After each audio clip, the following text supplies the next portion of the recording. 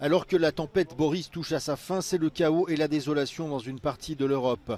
En Italie, 1 millier de personnes ont été évacuées dans des écoles ou des centres sportifs après des pluies torrentielles.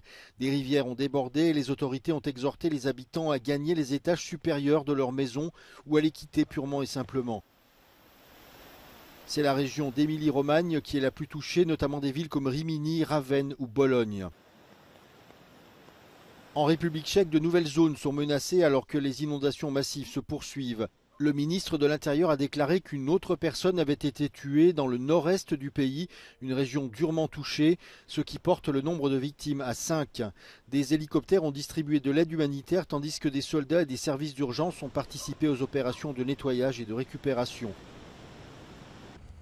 En Pologne, les habitants de la ville de Kłodzko, dans le sud-ouest du pays, ont commencé à nettoyer les dégâts causés par une rivière dont le niveau a presque triplé au plus fort de la tempête. Selon le Premier ministre Donald Tusk, la situation à Kłodzko est la plus dramatique de tout le pays.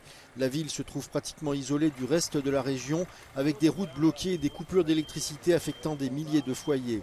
La population aide les secours et les employés municipaux à nettoyer les dégâts dans le centre-ville, toujours impraticable. Enfin, en Basse-Autriche, région où se sont concentrées les pluies toute la semaine, les maisons des habitants de villages autour de Saint-Polten ont été tellement détruites que d'énormes quantités d'ordures s'amoncellent dans les rues.